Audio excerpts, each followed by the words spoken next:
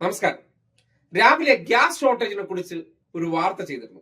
എന്റെ വീട്ടിലെ അടുക്കളയിലേക്ക് ഗ്യാസ് ഷോർട്ടേജ് എത്തിയപ്പോ പുറത്ത് ഈ അടുപ്പിൽ ഗ്യാസ് കുറ്റിയുടെ പ്രതീകാത്മകമായി അടുപ്പിൽ കത്തിക്കേണ്ട സാഹചര്യം വന്നു. അത് നാട്ടുകാർക്ക് കൂടി ബോധ്യപ്പെടുത്തിക്കൊണ്ട് രാജ്യം ഭരിക്കുന്നവരുടെ വികസിത് ഭാരത് അല്ലെങ്കിൽ കേന്ദ്ര തള്ളുകളെ തുറന്നു കാട്ടിക്കൊണ്ടും തെരഞ്ഞെടുപ്പ് കാലഘട്ടത്തിൽ നിങ്ങളുടെ വീട്ടിലേക്ക് വരുന്നുണ്ടെങ്കിൽ ഇത്രയും ദിവസമായിട്ട് ഗ്യാസ് എത്തിച്ചു കൊടുക്കാൻ പറ്റാത്തതിനെ കുറിച്ച് ആ വോട്ട് ചോദിച്ച് വരുന്നവരോട് നിങ്ങൾ കൃത്യമായിട്ട് വോട്ട് വേണമെങ്കിൽ ഗ്യാസ് കൊണ്ടുവരൂ എന്നുള്ള ആവശ്യം ഉന്നയിക്കണമെന്നുള്ള ഒരു അഭിപ്രായം പങ്കുവെച്ചപ്പോ കൊള്ളേണ്ടടുത്ത് കൊണ്ടിട്ടുണ്ട്. ഇങ്ങനെ ഒരു ഗ്യാസ് ഷോർട്ടേജ് കേരളത്തിലില്ല, എല്ലാവർക്കും കിട്ടിക്കഴിഞ്ഞു എന്നാണ് പറയുന്നത്. അപ്പൊ അങ്ങനെയുള്ളവർ ഒന്ന് ആ ഫോൺ നമ്പർ ഒന്ന് ഷെയർ ചെയ്താൽ അങ്ങോട്ട് വിളിക്കാം. കാര്യം ഇവരുടെയൊക്കെ വീട്ടിൽ ഇഷ്ടംപോലെ ഗ്യാസ് ഉണ്ട്.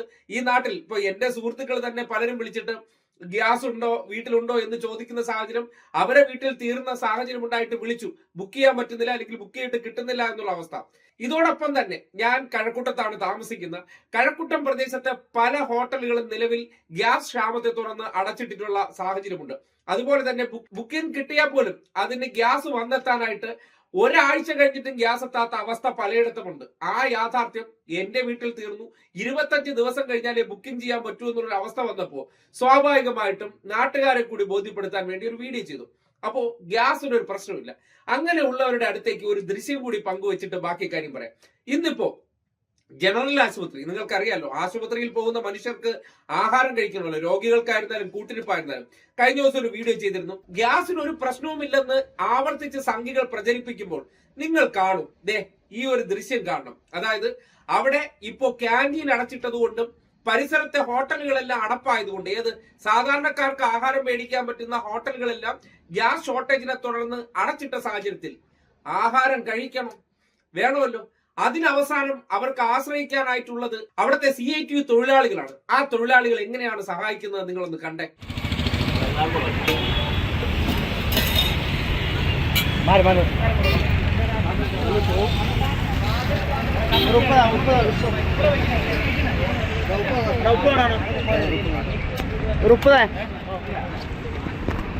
അതിനിടയിൽ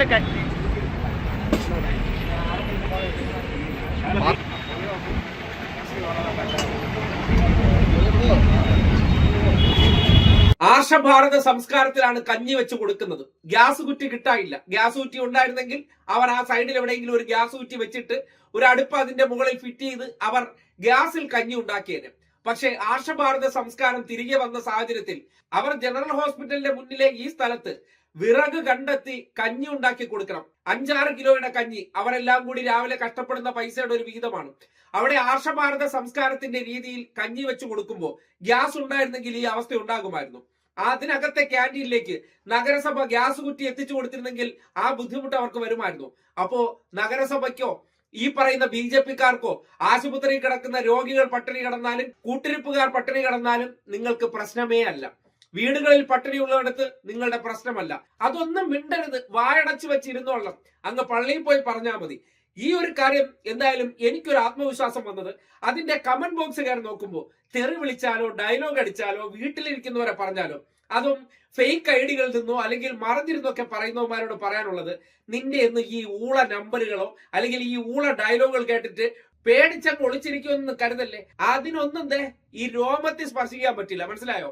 അതായത് ഒരു കാര്യം ഉറപ്പായും ഓൺ ചെയ്ത വിഷയം കൃത്യമാണ്. ഗ്യാസ് ഷോർട്ടേജിന്റെ വിഷയം ഇവിടെ മാധ്യമങ്ങളിലൂടെയും മറ്റിടങ്ങളിലൂടെയും ഈ തെരഞ്ഞെടുപ്പ് കാലഘട്ടത്തിൽ ഒരു വിഷയമായി ഉയർന്നു വരാതിരിക്കാൻ സംഘപരിവാർകാർ അവർക്ക് സ്വാധീനമുള്ള ഇടങ്ങളിലൂടെ ജാഗ്രതയോടുകൂടി ശ്രമിക്കുന്നുണ്ട്. അത് ഓണായി വരുന്നു എന്ന് കണ്ടപ്പോൾ ആ വിഷയത്തെ ഉയർന്നു കേൾക്കാതിരിക്കാൻ വേണ്ടി, അല്ലെങ്കിൽ ആരെങ്കിലും കേൾക്കാൻ വന്നു കഴിഞ്ഞാൽ അതിന്റെ താഴത്തെ ഇങ്ങനെ കൂട്ടത്തോടു കൂടിയുള്ള കമന്റ് വായിച്ചതിന് ശേഷം ഈ പറയുന്നത് കള്ളമാണെന്ന് അങ്ങ് വിചാരിക്കണമെന്നായിരിക്കും നിങ്ങളുടെ ആ സംഘി ചാണക ബുദ്ധി. കൈ വെച്ചാൽ മതി, മനസ്സിലായോ? ഇനിയിപ്പോ ഇതുമായി ബന്ധപ്പെട്ട വിഷയങ്ങൾ ഓരോ ദിവസവും വീടാന്തരം കയറി ഇറങ്ങിയിട്ട് നിങ്ങൾക്ക് മുന്നിലേക്ക് അവതരിപ്പിക്കാൻ പോവുക. കാര്യം ഇത്തരം കാര്യങ്ങളൊക്കെ നാട്ടുകാർ അറിയണം. ഈ വലിയ തള്ളലാണ്, വിശ്വ തള്ളലാണ് തള്ളിവിടുന്നത്. അതായത് നമ്മുടെ നാട്ടിൽ ഗ്യാസ് കിട്ടണമെന്നുണ്ടെങ്കിൽ കണ്ടവന്റെ അടുത്തുനിന്ന് നമ്മൾ കൊണ്ടുവരേണ്ട അവസ്ഥ. കേരളത്തെ കുറ്റം പറഞ്ഞുകൊണ്ടിരിക്കുകയാണ്. ഇവിടെ കൃഷിയില്ല, ഒന്നുമില്ല എന്ന് പറയുന്നിടത്ത് ഈ രാജ്യത്ത് ഇതുവരെ മേക്ക് ഇൻ ഇന്ത്യ അല്ലെങ്കിൽ മെയ്ഡ് ഇൻ ഇന്ത്യ എന്നൊക്കെ ഡയലോഗ് അടിക്കുമ്പോൾ സ്വന്തമായിട്ട് ഈ പാചകവാതകം പോലും നമുക്ക് സംഭരിക്കാനുള്ള ഗോഡൌണുകൾ ഇല്ലാത്ത അവസ്ഥയുണ്ട് എന്ന് ബോധ്യപ്പെടുകയാണ്. അതുകൊണ്ടാണ് പശ്ചിമേഷ്യയിൽ ഒരു യുദ്ധം പൊട്ടിപ്പുറപ്പെട്ടപ്പോൾ നമ്മളുടെ അടുക്കളയെ അത് ബാധിച്ചതും നമ്മളുടെ കഞ്ഞുകൂടി മുട്ടുന്ന സാഹചര്യത്തിലേക്ക് എത്തിയെന്ന് പറഞ്ഞാൽ കഴിവുകേടായിട്ടുള്ള അല്ലെങ്കിൽ ദീർഘവീക്ഷണമില്ലാത്ത ഭരണാധികാരികൾ ഈ രാജ്യം ഭരിക്കുന്നതിന്റെ ഭാഗമായിട്ട് ഇങ്ങനെയൊക്കെ സംഭവിച്ചു കഴിഞ്ഞാൽ, കാര്യം അതിന് തൊട്ടു മുന്നോടിയായിട്ട് നമ്മുടെ ഇസ്രായേൽ പ്രസിഡന്റ് ബെഞ്ചമിൻ നെതന്യാഹുവിനെ പോയി കണ്ടിട്ട് വലിയ ഷേക്ക് ഹാൻഡ് ഒക്കെ കൊടുത്തിട്ട് വന്നതാണല്ലോ. അപ്പോ യുദ്ധം തുടങ്ങുന്നു, അതിനുശേഷം നമ്മൾ നിശബ്ദമായി അതിന് കൈയടിച്ചുകൊണ്ടിരിക്കുന്നു. ഏറ്റവും ഒടുവിൽ നമ്മുടെ ഇങ്ങോട്ടേക്കും പാചകവാതകം എത്തില്ല എന്ന് അറിഞ്ഞപ്പോ പയ്യെ ഇറാനെ വിളിക്കുന്നു, ഞങ്ങളെ സഹായിക്കണമെന്ന് കേണവ് പറയുന്നു. അങ്ങനെ ഒരവസ്ഥയിൽ നമ്മുടെ ഇങ്ങോട്ടേക്ക് 2 കപ്പൽ പാചകവാതകം ഇറാന്റെ കരുണയിൽ കടന്നു വന്നപ്പോൾ അത് വെച്ച് ഡയലോഗ് അടിക്കുന്ന സംഘികളോട് പറയാനുള്ളത്, നിങ്ങൾ അവകാശപ്പെടുന്ന നയതന്ത്ര ബന്ധം, ആ നയതന്ത്ര ബന്ധം ഉണ്ടായിരുന്നെങ്കിൽ ഇന്ത്യയിൽ ആദ്യം ഉണ്ടാകേണ്ടിയിരുന്നത് ഇവിടെ പാചകവാതകങ്ങളും അല്ലെങ്കിൽ പെട്രോളിയം ഉൽപ്പന്നങ്ങളും ആവശ്യത്തിലധികം സംഭരിച്ചു വെക്കാനുള്ള ശേഷി ഉണ്ടാകണം. ഏതെങ്കിലും ഒരു പ്രതിസന്ധി ഉണ്ടായാൽ 1-2 മാസം നമുക്ക് ആ ബുദ്ധിമുട്ടുണ്ടാകരുത്. ഇതൊന്നും ചെയ്യാതെ 15 വർഷമായി അതിനുള്ള സംവിധാനം പോലും ഒരുക്കാതെ സായിപ്പന്മാരുടെ പിന്നാലെ നടന്ന് ഫോട്ടോഷൂട്ട് നടത്തുന്നതാണ് ഏറ്റവും മികച്ച നയതന്ത്ര ബന്ധമെന്നൊന്നും കരുതരുത്. എവിടെയെങ്കിലുമൊക്കെ പ്രശ്നമുണ്ടായാൽ നമ്മളെ അത് ബാധിക്കുന്നുണ്ടെങ്കിൽ അതിന്റെ കഴിവുകേടെന്ന് പറഞ്ഞാൽ തലപ്പത്തിരിക്കുന്നവർക്ക് തന്നെയാണ്. ആ കഴിവുകേട് അടുക്കളയിലേക്ക് ബാധിക്കുമ്പോൾ നമ്മൾ ഈ നാട്ടിലെ ജനങ്ങളെ അത് അറിയിച്ചു കഴിഞ്ഞാൽ തെറി വിളിക്കാമെന്നാണ് കരുതുന്നെങ്കിൽ സംഘികളെ വീട്ടിൽ പോയി വിളിച്ചാൽ മതി. ഇതിന്റെ താഴെ വന്ന് കടന്ന് മെഴുകിയെന്ന് കരുതിക്കൊണ്ട് ഒരു ചുക്ക് സംഭവിക്കാൻ പോകുന്നില്ല. നിന്റെയൊക്കെ ആ കൊരവേടലിനെയോ അല്ലെങ്കിൽ ആ കൊരയലിനെയോ പുല്ല് വില കൽപ്പിക്കാൻ പോകുന്നില്ല എന്ന് വിനയ പുരസരം സംഘികളെ അറിയിക്കുകയാണ്.